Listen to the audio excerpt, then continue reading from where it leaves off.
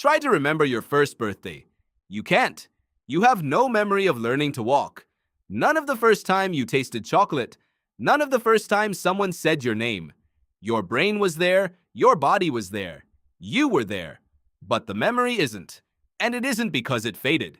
It's because it was never stored in a way you could ever get back. This gap has a name. Scientists call it infantile amnesia, and almost every human has it. Most adults can't recall anything before age 3 or 4. Sigmund Freud noticed this over a century ago. He assumed the missing years were buried on purpose, hidden because they were too disturbing to face. He was wrong about the reason. The real answer has nothing to do with shame. It has to do with construction.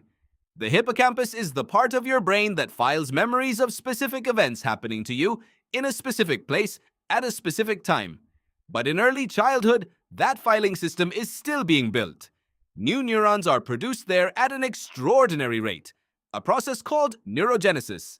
More brain cells should mean more memory power. So why does it erase things instead? Researcher Paul Franklin at the Hospital for Sick Children in Toronto found the answer in mice. New neurons wire themselves into the same circuits holding old memories, and in doing so, they can overwrite the connections. When his team slowed neurogenesis in young mice, the animals kept memories longer. When they sped it up in older mice, the animals started forgetting things they'd only just learned. The very process that grows your brain is the same process erasing your earliest experiences. So does that mean babies remember nothing at all? Not exactly. Psychologist Carol Peterson at Memorial University in Newfoundland has shown that toddlers can describe things that happened days or weeks earlier. A 2-year-old can tell you about a trip from last month. Ask that same child again at age 5, and the memory is often just gone. It wasn't lost right away. It was lost in transition, like ink fading before it disappears completely. There's a second piece to this, and it isn't about neurons. It's about language. Psychologist Patricia Bauer at Emory University has argued that autobiographical memory depends on narrative structure, your ability to tell yourself a story with a beginning, middle, and end. Before a certain age, children don't have the language to encode an event that way.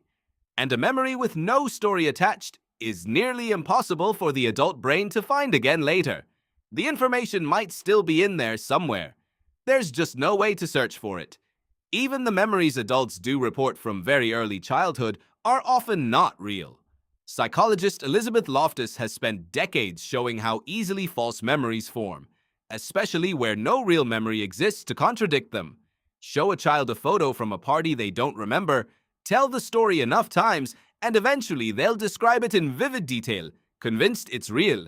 Your brain isn't lying on purpose. It's filling gaps with plausible material, and it can't always tell the difference between recalling something and reconstructing it. So why would evolution wipe out an entire era of experience? Consider what those years were actually for. Infancy is the busiest learning period of your life. You learn to control your limbs, to produce language, to sense who was safe and who wasn't. None of that required a story about a specific Tuesday. It required raw skill building, stored in circuits that don't depend on the hippocampus at all. That's why you can still ride a bike decades after learning, even though you can't remember the day you learned it. Your body kept the skill. Your narrative memory never filed the story. Your earliest years may have shaped you more permanently than anything that came after, precisely because they weren't stored as memories you could revisit and doubt. They were stored as instinct, as the quiet architecture under every decision you make today, invisible because it was never meant to be seen again. The way safety feels to you, the tastes that comfort you without explanation, the reflexes you never chose. All of it was written before you could read. So you are not missing years. You didn't lose anything the way you lose what you had for lunch last Tuesday. Those years were never meant to be filed like a memory. They were meant to be built into you, the way a foundation gets poured before a house stands on top of it. Nobody remembers watching their own foundation get poured. They just live in the house it's holding up. Try to remember your first birthday. You still can't. But now you know why that isn't a loss. It's the proof that it worked.